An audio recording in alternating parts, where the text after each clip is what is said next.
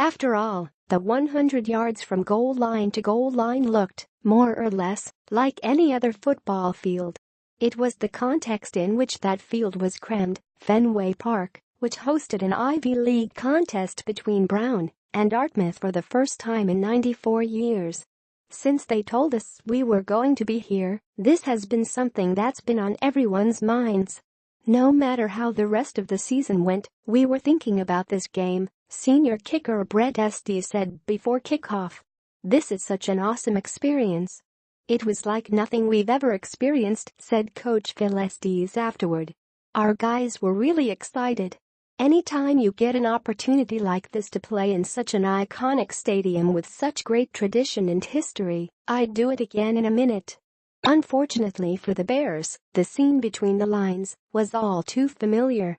The offense failed to gain consistent traction against the Dartmouth defense, and the Big Green exploited the soft seams against Brown's cover 3 defense for a series of big pass plays and a 33-10 route.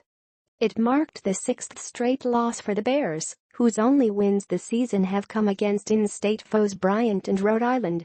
Brown, 2-7, 0-6, has been outscored 171-31 in the last 5 of those losses. A winter that Adalton arriving to New England this year showed up with a vengeance. The temperature at kickoff was 27 degrees, and even that was a kind reading given winds gusting to 20 miles per hour.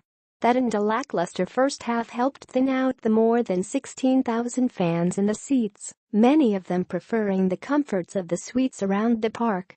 Prior to the game, a local bar was closed for a private gathering of Brown alums who noshed on appetizers and prepared themselves for the weather with some liquid insulation. A reception that included University President Christina Paxton occupied another space within Fenway Park, and 14 buses carried students the 53 miles from campus to 4 Yawkey Way. It was special for the players, for our alumni, for everybody, Phil Estes said. The results aren't what we wanted, but it was an incredible atmosphere to be a part of. Football at Fenway provides for some novel scenes. Neither team could really sprint through the narrow tunnels that connect clubhouse and dugout, and carefully navigating the shallow steps meant a glut of players entering or exiting the field around halftime. Since both benches are on the same sideline, the Brown offense had to trot from left center field to about home plate for its first series. I grew up pitching for the Sox, but never in my life did I think I'd get to play football here, Estes had said, surveying the unique landscape beforehand. To be on the same field as my heroes when I was little, Big Papi and Pedro and Pedroia, it's pretty surreal. Entering the day as the only team in the Ivy League without a path to first place over the season's final 8 days, Brown looked like the part too often on Friday. The Bears struggled to move the ball. The Dartmouth 7-2, 4-2 front four impeded progress even more than those treacherous dugout steps, and hurt themselves with ill-timed penalties as well. We haven't had a rhythm offensively all year, Phil Estes said.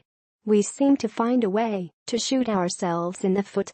It's too bad, because we're better than what we show.